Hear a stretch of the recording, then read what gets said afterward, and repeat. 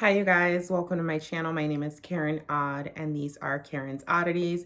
If you're new here, welcome. If you're returning, welcome back. Regardless, I do want to ask that you give this video a thumbs up, comment your thoughts below, and I also want to ask that you share this video with one person that you know and or my channel with one person that you know, as I'm confident there is something here that both you and they can benefit from. This is going to be a super quick video because it is the middle of the workday. I have a meeting coming up in a couple of minutes, and I'm preparing my iced coffee. It's being made as I speak.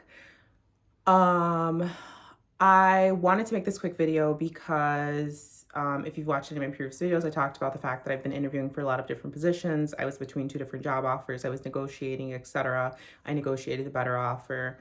That was best for me. I accepted that offer. It's been 30 days now in that role, but it hasn't been rolled out to the team that I work in yet because it's going to result in some restructuring within the division, meaning that different people that didn't report to me previously are now going to report to me. And I'm going to be over multiple different teams, essentially. So it hasn't been rolled out to the team because we're still figuring out, one, how to set that up the best way, how to set up the work the best way, and how to relay that information to the various teams in a way that is digestible for them.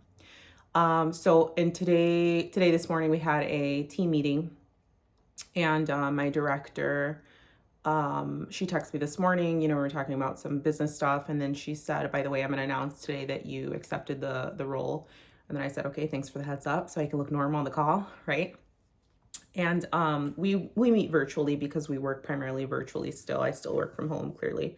And she announced that, there were these pending positions, and I accepted the offer for X position. And she was congratulating me. And on Teams, you can do different reactions, right? You can, it's kind of like, as we moved into this virtual work world, you have different options of reacting. I think at least on Outlook Teams, you can laugh, you can send a heart, you can clap, you can raise your hand. I think Zoom has different options, and I'm sure other software that are for audio visual conferencing have different options. And I know this is petty, but there's a purpose to this video, and I need you to take what I'm saying in this video and apply it to your life in whatever situation that is. I was distracted because I was like working on other things because she was giving other updates about things that I knew about. But when she made my announcement, I went back to the screen just to see like the full group of the team.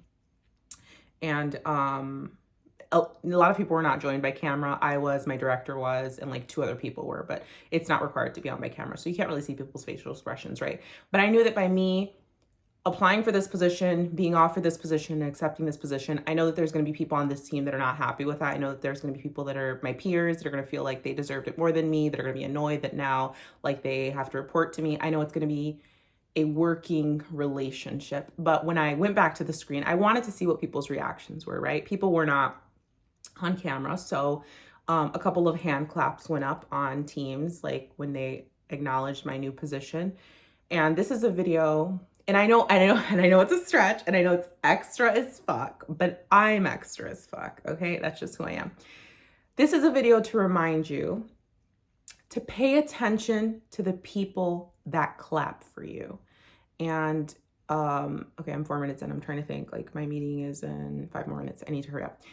Be careful and pay attention to the people that clap for you, right? I literally looked at the screen and I'm like, okay, this person clapped, this person clapped, this person clapped, this person clapped, this person didn't say anything. Some people dropped things in the chat like, congratulations, so happy for you. Pay attention to the people that clap for you. And I don't mean in the literal sense. It could be in the literal sense, right? It could be in a audio visual conference like Teams, and they're using that little clap emoji to celebrate an accomplishment of yours. What I'm talking about, though, is not in the literal sense. Pay attention to the people that are proud of you, that say, good job, that's great, that smile. Pay attention to their facial expressions. Pay attention to the things that they say to you. Pay attention to the questions that they ask for you. Pay attention to how people respond to you when you are winning, how people respond to you when you are elevating, how people respond to you when things are going good for you. You have to pay attention to that, because when you pay attention to that, you're going to see the snakes. You're going to see the snakes in the grass. You're going to see the snakes among your friends. You're going to see the snakes among your family. You're going to see the people that are not genuinely happy for you. You're going to see the people that are envious of you. You're going to see the people that are upset with you. You're going to see the people that are upset to see you winning. You're going to see the people that really deep down inside, they don't want to see you win. You're going to see the people that are probably praying on your downfall. And I know that's a stretch. And I'm not saying the people that didn't clap today are praying for my downfall, all these things, but I just peeped that, right? I peeped it. I peeped who did it, and I peeped who didn't. And I knew who, I had some sense of who was going to be salty about it and who was not. And because I know some of the people that applied for this position, because we talk, right? So just pay attention. Pay attention is the point of this video, is pay attention to the people that celebrate you. Pay attention to the people that send you positive wishes when positive things are happening in your life. But on the flip side of that also, pay attention when you're going through some shit, and pay attention to who's around you. Pay attention to who's supportive when you need support. Pay attention to who's supportive when you are sad. Pay attention to who's supportive when you're going through something with your family. Pay attention. Pay attention. Pay attention. Always pay attention. Who's there? What are they saying? What are they asking? What is their body language telling you? What are their facial expressions telling you? What are those micro expressions? Micro expressions are like tiny little movements, like an eye twitch or like a little dimple thing that happens, or like a twitch in their chin because they're nervous, or their gestures.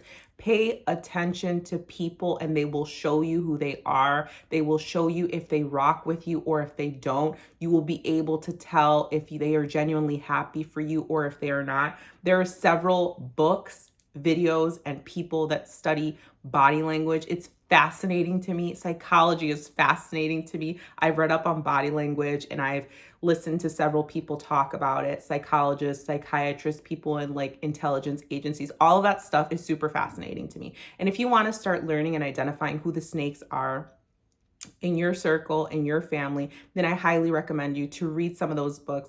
Tap into some of that information that's available on YouTube and watch some of my videos, because I talk about some of that stuff as well. I'm not an expert, but it's something that is highly intriguing to me, that I like reading up on, and I consider myself a very good judge of character, and also someone that reads people extremely well, and that also knows how to check my composure to make sure when something is happening that I find unpleasant, my face won't say anything.